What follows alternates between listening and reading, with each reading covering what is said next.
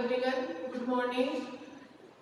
BEd second year में guidance and counselling subject हम पढ़ रहे हैं। गाइडेंस एंड काउंसलिंग सब्जेक्ट में आज हमारा टॉपिक होगा निर्देशन के सिद्धांत। की निर्देशन के बारे में हम पहले पढ़ चुके थे कि निर्देशन क्या होता है, निर्देशन कितने प्रकार का होता है, कौन कौन से क्षेत्रों में निर्देशन की आवश्यकता होती है, निर्देशन का महत्व क्या क्या होता है। आज है निर्देशन के सिद्धांत। निर्देशन के कई प्रकार, कई सिद्धांत बताए गए हैं। उनमें से कुछ सिद्धांतों के बारे में आज हम जानकारी प्राप्त करेंगे। उनमें से पहला है व्यक्ति के महत्व एवं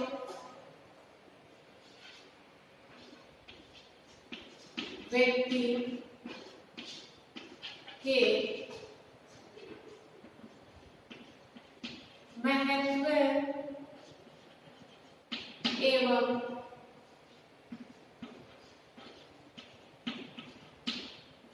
प्रतिष्ठा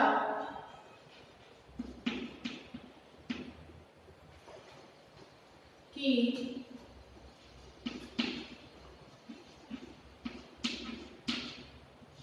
स्वीकृति। पहला सिद्धांत है व्यक्ति के महत्व एवं प्रतिष्ठा की स्वीकृति, कि व्यक्ति का महत्व और स्वीकृति होनी चाहिए निर्देशन देने में। निर्देशन का आधारभूत सिद्धांत है कि व्यक्ति की प्रतिष्ठा एवं महत्व को ध्यान में रखा जाए, क्योंकि प्रत्येक व्यक्ति को अपनी शक्तियों एवं क्षमताओं के अनुरूप पूर्ण विकास तक ले जाना निर्देशन का लक्ष्य होता है। क्योंकि निर्देशन के अंतर्गत हमने पढ़ा था कि निर्देशन क्या होता है कि व्यक्ति को उसकी योग्यताओं व क्षमताओं की पहचान कराना।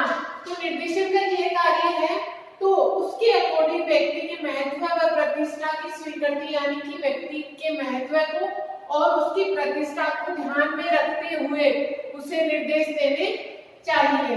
सेकंड है स्वयं निर्देशन की योग्यता है। स्वयं निर्देशन की योग्यता है। दूसरा है कि स्वयं निर्देशन की योग्यता है निर्देशन प्राप्त करने वाले व्यक्ति की इस प्रकार से सहायता करनी चाहिए कि वह समस्याओं के प्रति अपनी सूझ, विवेक व निर्णय की योग्यता विकसित कर ले। यानी कि निर्देशन प्राप्त करने वाला अर्थात जो निर्देशन दाता है उसको सामने वाला निर्देशन प्राप्त करता की सहायता किस प्रकार से करनी चाहिए कि स्वयं निर्देशन की योग्यता उसमें डेवलप हो जाए, उसमें अपनी योग्यता व अपनी क्षमताओं को पहचानने की योग्यता का विकास हो जाए। थर्ड है निर्देशन जीवन पर्यंत चलने वाली प्रक्रिया है। निर्देशन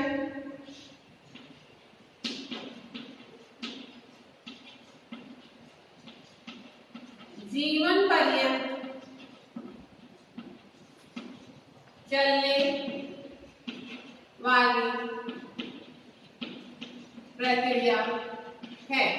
निर्देशन जीवन पर्यंत चलने वाली प्रक्रिया है, अर्थात निर्देशन का कोई क्राइटेरिया नहीं होता है, कोई एज का कोई क्राइटेरिया नहीं होता है, कोई समय सीमा नहीं होती है। निर्देशन जीवन पर्यंत चलने वाली प्रक्रिया है, क्योंकि ऐसा नहीं है कि एक कोई फिक्स एज होती है या लिमिटेड क्राइटेरिया होता है कि हाँ 5 वर्ष के या 10 साल के या 15 साल के तब तक ही निर्देशन की जरूरत रहेगी या उसके सामने कोई समस्या आएगी। जीवन में कभी ना कभी कोई ना कोई समस्या हमारे सामने या कोई ना कोई उलझाव आता रहता है जिसका सॉल्यूशन हमें करना होता है। तो निर्देशन जीवन पर्यंत चलने वाली प्रक्रिया है। संपूर्ण व्यक्तित्व पर दृष्टि। फोर्थ है संपूर्ण व्यक्तित्व पर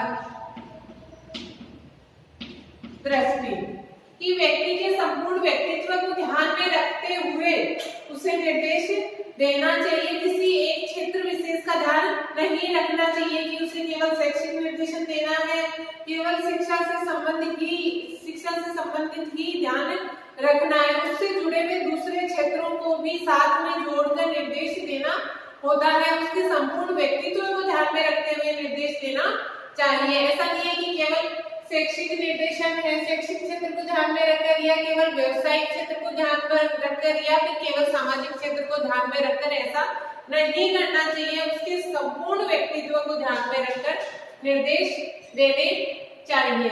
विभिन्न कार्यकर्ताओं में समन्वय, विभिन्न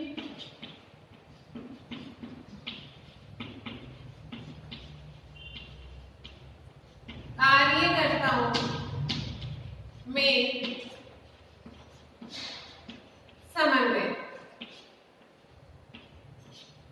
क्योंकि कोई एक स्पेशल क्षेत्र नहीं होता है जिसमें केवल निर्देशन की जरूरत होती है और केवल एक क्षेत्र को ध्यान में रखकर निर्देश नहीं दिया जाता है। इसका मतलब निर्देशन कार्यकर्ता कई होते हैं, कई जनों को मिलकर एक संगठन के रूप में कार्य करना पड़ता है।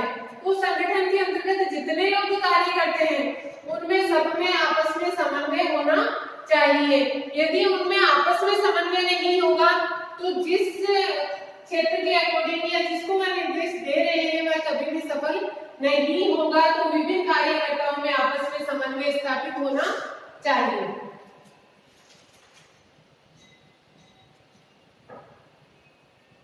लचीलापन,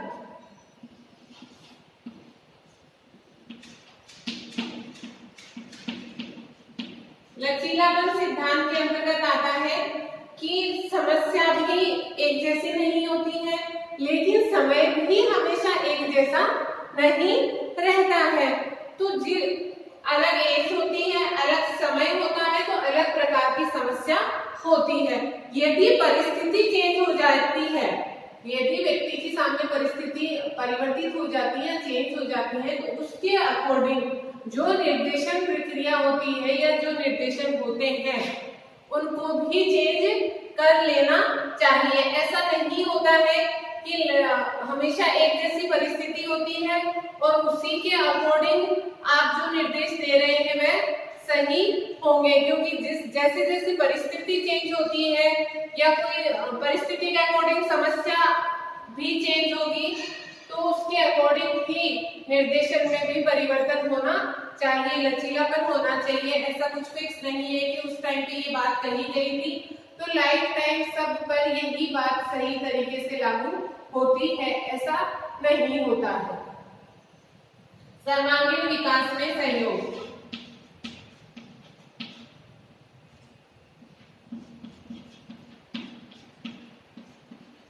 सर्वांगीण विकास में सहयोग, व्यक्ति के सर्वांगीण विकास में सहयोग होना चाहिए निर्देशन के द्वारा। ऐसा नहीं है कि केवल एक क्षेत्र में उसका विकास हो, एक क्षेत्र से संबंधित उसे इस प्रकार से निर्देशन दिए जाए कि वह केवल एक ही समस्या का निराकरण कर सके या उसके सामने एक ही क्षेत्र में विकास का जो रास्ता है वह उन्मुख हो। ऐसा नहीं होना चाहिए। सर्वांगीण विकास में सहयोग मिलना चाहिए, इस प्रकार से निर्देशन देना चाहिए कि उससे उसके जो सारे क्षेत्र हैं, शैक्षिक क्षेत्र है, व्यवसायिक क्षेत्र है, सामाजिक क्षेत्र है, जितने भी क्षेत्र हैं उन सबको ध्यान में रखकर उसे निर्देश देने चाहिए।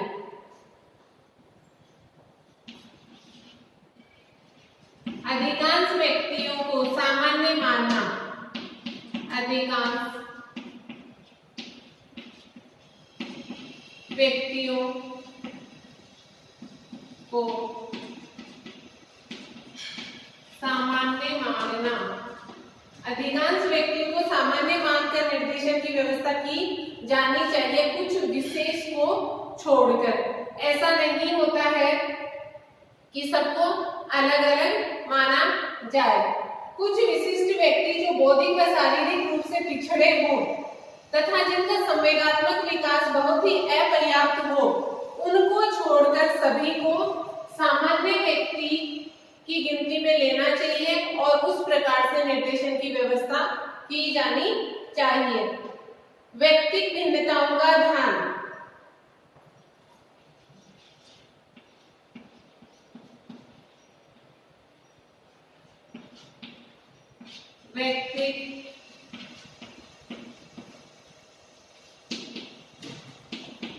भिन्नताओं का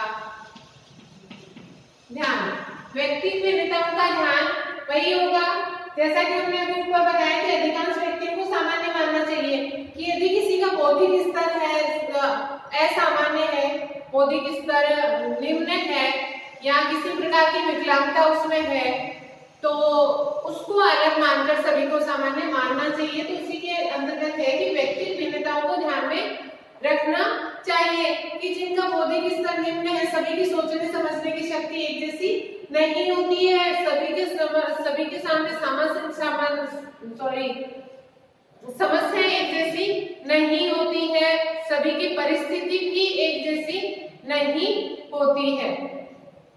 सामान्य व्यक्तियों की अनेक समस्याओं में बहुत कुछ समानता होती है, लेकिन फिर भी आनुवंशिकता एवं परिवेश समस्याओं का स्रोत हो सकता है। कोई भी दो व्यक्ति पूर्णतः एक जैसे नहीं होते हैं, अतः व्यक्तिगत भिन्नताओं को ध्यान में रखकर व्यवस्था की जानी चाहिए। विशेष प्रशिक्षण। विशेष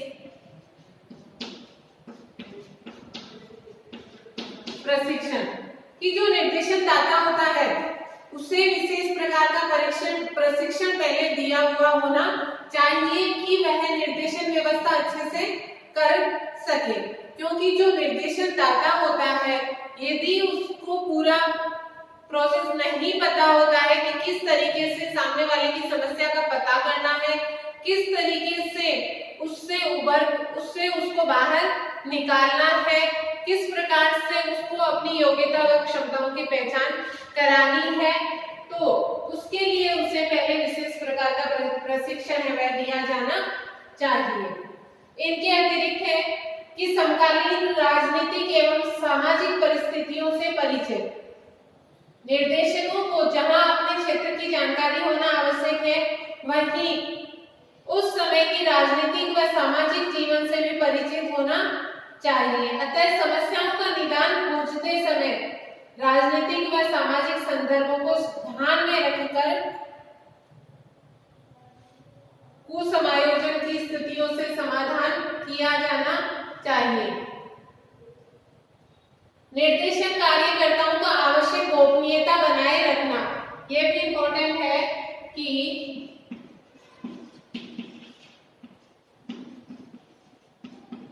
निर्देशन कार्यकर्ताओं को आवश्यक गोपनीयता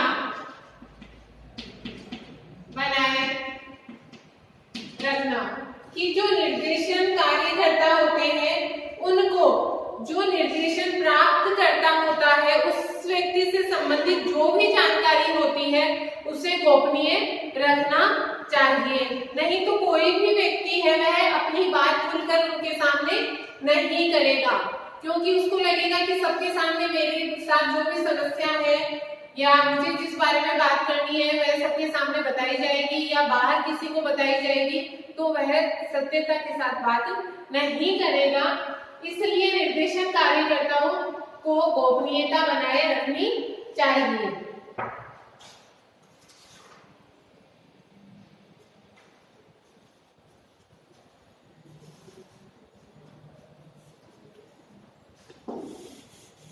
तो ये थे निर्देशन के सिद्धांत। व्यक्ति के महत्व एवं प्रतिष्ठा की स्वीकृति होनी चाहिए, स्वयं निर्देशन की योग्यता होनी चाहिए, निर्देशन जीवन पर्यंत चलने वाली प्रक्रिया होती है, कुछ विशेष समय के लिए नहीं होती है, संपूर्ण व्यक्तित्व पर दृष्टि, संपूर्ण व्यक्तित्व को ध्यान में रखकर निर्देशन की प्रक्रिया पूरी करनी चाहिए। विभिन्न कार्यकर्ता जो भी निर्देशन करता है या जो भी उस संगठन में शामिल है उन सब में आपस में समन्वय होना चाहिए, लचीलापन होना चाहिए, कुछ भी कठोर उसमें नहीं होना चाहिए कि ये कह दिया हर समय यही बात लागू होगी, ऐसा नहीं होना चाहिए।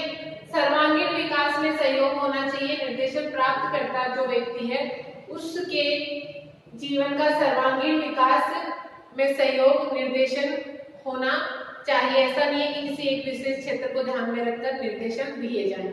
अधिकांश व्यक्तियों को सामान्य मानना निर्देशन की व्यवस्था करते समय कुछ विशेष व्यक्ति जैसे उनकी मानसिक बुद्धि लब्धि है वह कम है या किसी प्रकार की विकलांगता पाई जाती है, उनकी अलग होकर बाकी सभी को सामान्य मानकर व्यवस्था की जानी चाहिए।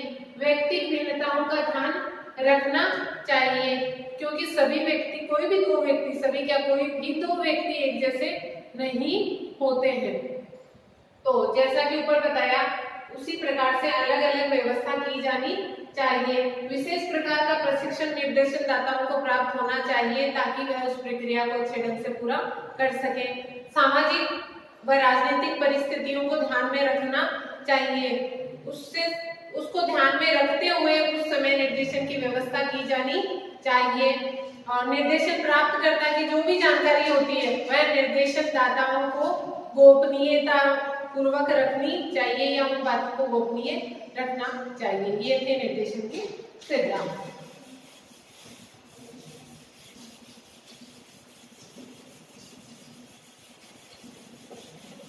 सभी को समझ में आ रहा होगा?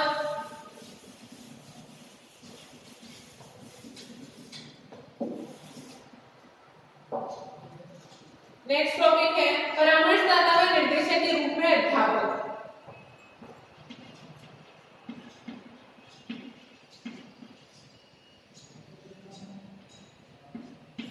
परामर्शदाता एवं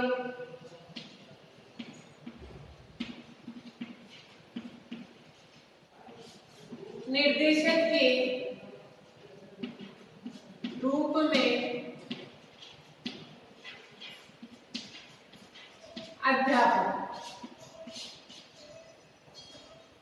परामर्शदाता व निर्देशक के रूप में अध्यापक, क्योंकि अध्यापक स्टूडेंट के ज्यादा संपर्क में रहता है, वह ज्यादा समय उसके साथ व्यतीत करता है, तो वह किस प्रकार का है इसकी पूरी जानकारी अध्यापक को होती है, तो वह अच्छे से निर्देशन दे सकता है। बाहर से यदि कोई व्यक्ति आता है तो वह तो उसके पास कुछ समय के लिए आता है, तो ना तो वो दोनों आपस में अच्छे से बात कर सकते हैं, क्योंकि टीचर जो उसके साथ रोज रहता है उसके साथ वह खुलकर बात कर सकता है, लेकिन बाहर से यदि कोई अपरिचित व्यक्ति आता है तो वह अपनी समस्या आसानी से खुलकर उसके सामने नहीं बता सकता है।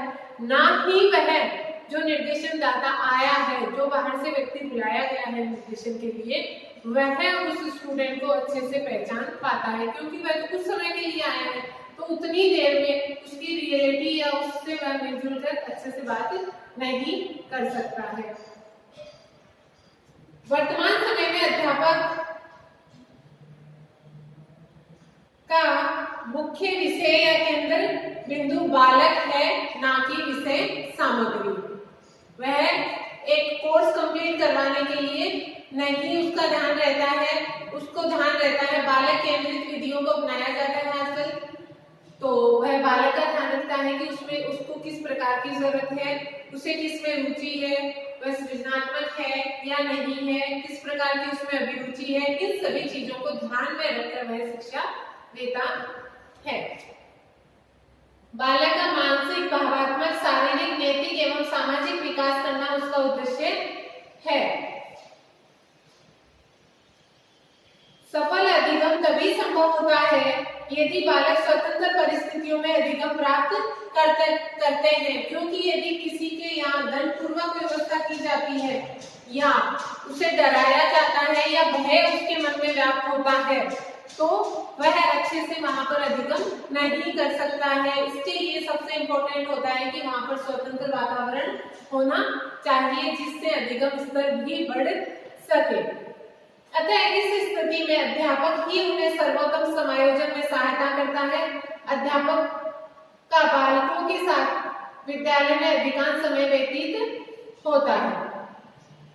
अध्यापक में यह क्षमता होती है कि वह इस प्रकार का वातावरण कक्षा में उत्पन्न करे जिसमें बिना किसी द्वंद्व या भावात्मक भय के स्वतंत्र रूप से छात्र अपने बारे में तथा अपने पर्यावरण के बारे में सोचे, अनुभव करे तथा जो ज्ञान अर्जन किया है उसका परीक्षण करें। और यह कब संभव होगा कि वह स्वतंत्र रूप में वहां पर ज्ञान अर्जन करे और आसपास के पर्यावरण के बारे में, अपने बारे में सोचे और परीक्षण करे। ये कब संभव होगा? यह संभव है कि अध्यापक छात्र संबंध परामर्शदाता व्यक्तियों के संबंधों से कहीं अधिक सौहार्दपूर्ण हो। अध्यापक के परामर्शदाता की अपेक्षा एक और बड़ी सुविधा यह होती है कि विद्यार्थियों का जिस स्वतंत्रता तथा प्राकृतिक पर्यावरण में निरीक्षण कर सकता है, ऐसा सुअवसर परामर्शदाता या निर्देशनदाता को प्राप्त नहीं होता है, क्योंकि जैसा कि अभी बताया कि वह तो कुछ समय के लिए वहां पर आता है और कुछ लिमिटेड परिस्थितियां हैं, उन्हीं के अंतर्गत वह उसका निरीक्षण कर सकता है। जबकि टीचर के साथ तो वह काफी समय तक रहता है, तो वह उसकी हर एक्टिविटी की पहचान कर सकता है तथा उसका निरीक्षण कर सकता है।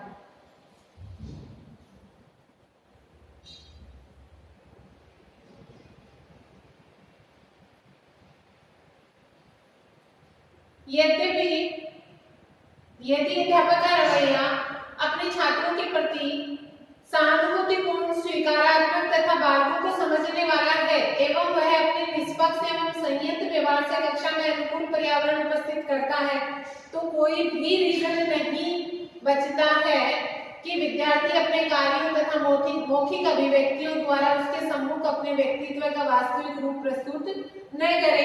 क्योंकि यदि स्टूडेंट और टीचर का रिलेशन अच्छा होगा, वह उनके साथ प्यार से पेश आता है, उनकी कोई भी समस्या आराम से सकारात्मक रूप से सुनकर उसका सॉल्यूशन निकालता है, तो कोई रीजन ही नहीं होता है कि वह टीचर से झूठ बोलेंगे या अपनी समस्या उनको नहीं बताएंगे या कोई भी बनावटी बिहेव उनके सामने करेंगे। अब है अध्यापक द्वारा परामर्श कार्य करने के लिए आवश्यक शर्तें कौन कौन सी होती है?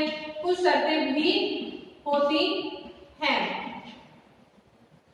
फर्स्ट है, अध्यापक को निर्देशन कार्य को स्व वस्तुनिष्ठता से चलाए रखने के लिए आवश्यक है कि अध्यापक को परामर्श कार्य आरंभ करने से पूर्व निर्देशन विषय की प्रारंभिक जानकारी प्रशिक्षण के रूप में अवश्य दी जाए। जैसा कि अभी हमने सिद्धांतों में पढ़ा था कि निर्देशन या परामर्श देने के लिए उन्हें पहले पूर्व प्रशिक्षण दिया जाना चाहिए। यदि उनको प्रशिक्षण प्राप्त नहीं है तो वह उचित तरीके से निर्देशन व परामर्श से वह नहीं दे सकते हैं। दूसरा है, अध्यापक के समायोजन का स्तर स्वस्थ तथा उसका व्यक्तित्व समन्वयात्मक होना चाहिए। थर्ड है, मानसिक स्वास्थ्य को बनाए रखने के लिए अध्यापक मानसिक स्वास्थ्य को बनाए रखने के लिए अध्यापक में परिज्ञान का होना बहुत आवश्यक होता है। तभी वह छात्र का मानसिक संतुलन में स्वस्थ रख सकता है, उसे सही जानकारी दे सकता है। तो मानसिक स्वास्थ्य को बनाए रखने के लिए अध्यापक में परिज्ञान का होना बहुत आवश्यक है। उसका अपनी क्षमताओं तथा सीमाओं का सदैव ध्यान रखना चाहिए। परामर्शक के रूप में कार्य करते हुए अध्यापक को यह ध्यान रखना चाहिए कि वह तटस्थ होकर संतुलित मानसिक अवस्था में छात्रों का निर्देशन करे, तभी सही निर्देशन दे सकता है। फोर्थ है, अध्यापक के सम्मुख निर्देशन का संप्रति स्पष्ट होना चाहिए कि किस क्षेत्र से संबंधित या कौन सी समस्या से संबंधित उसे निर्देशन देना है।